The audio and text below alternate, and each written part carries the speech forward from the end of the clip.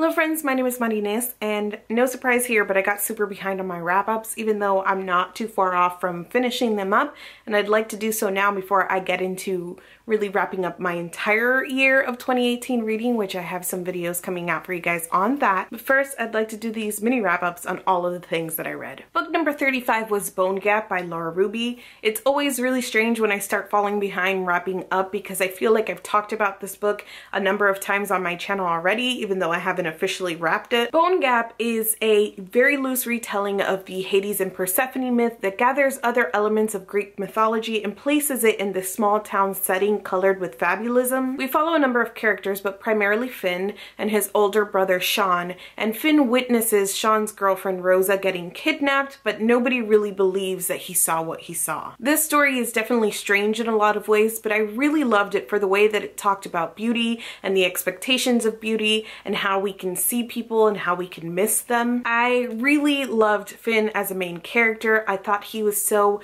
earnest and so genuine and so sweet, and I loved his relationship with Petey and the way that that relationship felt so grounded in reality and felt so relatable in a story that is otherwise, as I mentioned, very strange. I could probably do a whole separate video just talking about this book, but one of the things that I'm doing in 2018 is a new podcast, a new Snark Squad podcast with Nicole. We're recommending media for each other and then talking about it on a podcast, and Bone Gap is one of the first episodes that we will release, so I've already talked about this extensively on another medium, and when that comes out I will let you guys know because I had a lot of thoughts about the story and more about the themes of the story. So more details on that coming soon, but I did end up giving the story 5 out of 5 stars. Book number 36 was Handbook for Mortals by Lani, and again I'm super behind and I already have a full-length review of this book up, and you guys probably know how I feel about this book, especially if you watch the least favorites of 2017 collab, because I named this my least favorite book of the year. I'm not going to get into again what a joke this book is, how poorly written, poorly edited, and bordering on incoherent, but I will say that since I read it and since I reviewed it, I have been keeping up with the saga of Lani Sarem's behavior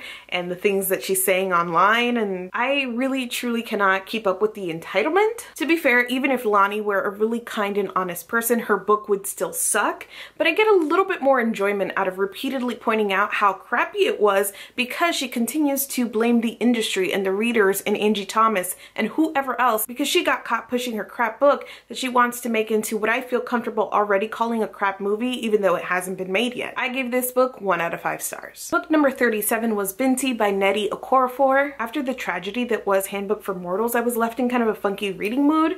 Leave it to that book to ruin reading for me for a while. So I asked on Twitter if anybody had any recommendations for a short, punchy book, and Tom from SFF 180 suggested Binti. It was just what the doctor ordered. Even though I don't always do well with short form fiction, I find the things that I love the most in fiction, like character development and flowery writing and introspection, do better for the most part in long form fiction. I think that short fiction is one of those things that it's just difficult to do well. But I found this to be a great novella. I feel like she really gave us characters that we could invest in. She builds empathy for her characters, she builds a world, she gives us a central problem, she comments on tolerance, and she does all of these things with economy, all in less than 100 pages. I thought it was great, and I gave this 4 out of 5 stars. Book number 38 was The Mysterious Benedict Society by Trenton Stewart. I found this book randomly when I was going through the Available Now section of my library's Overdrive, which is my new version of walking through the bookstore. This is a middle grade story about a group of very gifted young children who are recruited to go undercover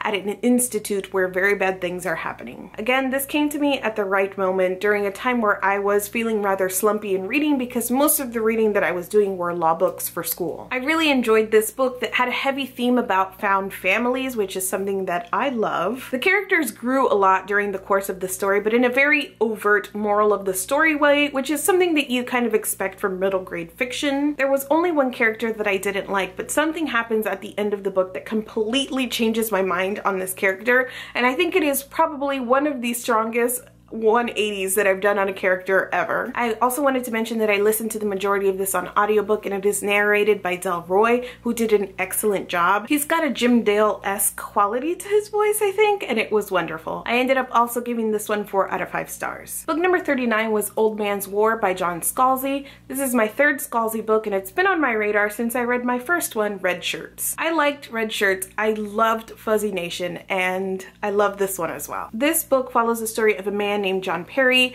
who on his 75th birthday enlisted a program that uses the elderly as part of an army in space. Very little is known about how this program uses old people as its army, so you go kind of into that blind and learn what the entire process is for them and what it's like to be fighting these wars in space. I really enjoyed this, and military sci-fi is very hit or miss for me. I think that this worked, however, because of John Perry's narrative voice and how funny he is. You run the gamut of really knowing what it's like for him to go through this process of getting bits of war, but also those moments of humor, some more character moments, and some introspection about what it's like to be fighting a war and just thinking about the general impact of war. Definitely, if you read and enjoyed Fuzzy Nation, I feel like you'd like this one and vice versa, and it just goes to show me that I should read more Scalzi. I gave this one 4.5 out of 5 stars. Book number 40 was A Million Junes by Emily Henry, which I recently named this my favorite read of 2017. To be honest, I don't think that this was the best written thing that I read in 2017, but it was my favorite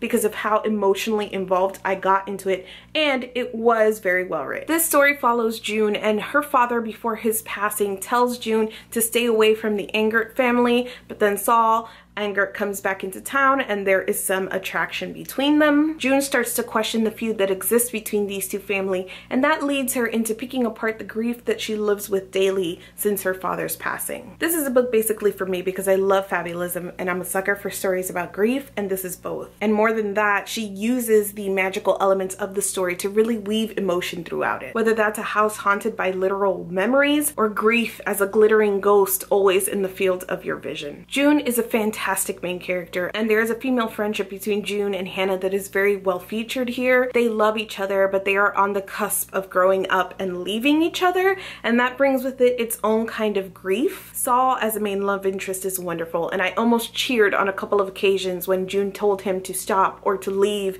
and he immediately said okay and did so. I know we shouldn't be giving out cookies for such simple behavior, but you see it so rarely in YA fiction, so I was really pleased by that. My only gripe with the story is that after being a solid 5-star read for me for about 60% of the book, the end becomes a little bit too over-explained. There is a literal walk and explain, a walk and talk at the end of the book where everything is explained why it happened, and I think it takes some of the magic away from the story. Not enough to really impact my enjoyment of it, but I wish it hadn't been so overtly stated and so neatly tied up. So I ended up giving this one 4.5 out of 5 stars. Book number 41 was The Fifth Season by N.K. Jemisin.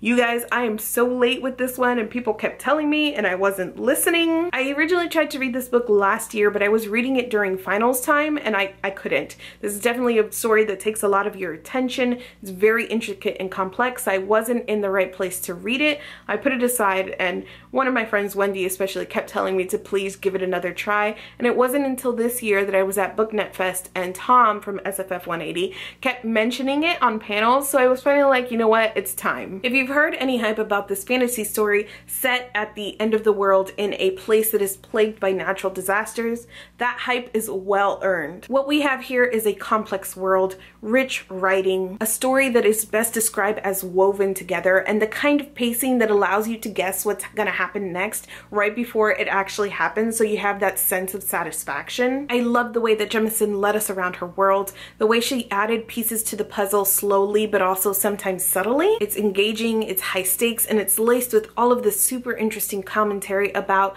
power dynamics, about slavery, about motherhood, and about the lengths that people will go to for some semblance of security and safety. It's one of those stories that as soon as you finish, you want to go back to the beginning and read it all again, because you just know that reading again, you'll catch so much more of what Jemisin has laced in there, and also knowing the end, you know that you'll see everything a little bit differently. I love this. It's definitely in the top 3 things that I read in 2020 2017, and the only reason I haven't moved on to book 2 is because I want the audiobook from the library as well. I gave this 5 out of 5 stars. Books number 42 and 43 were Archie Volume 1 and Volume 2 by Mark Waid. I started watching Riverdale, by which I mean that I binged the entire first season in about a week, and it got me super curious about what I had gleaned from the Archie comics through pop culture because I never really read any of the comics. Those thoughts led me to this, which is a reboot of the original Archie comics. Overall, I found this enjoyable, though I don't have a ton to say about it so far. The art at the very beginning is done by Fiona Staples, who I love, and the art was fantastic. Despite being a story about a perpetual love triangle, essentially,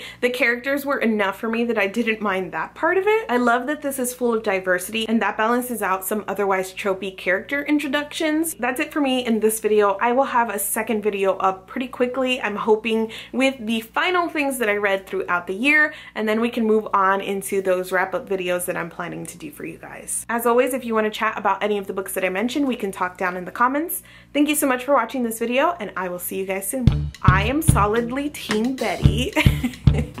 Book number 38 was The Mysterious Benedict Society by Trenton Stewart. Book number 39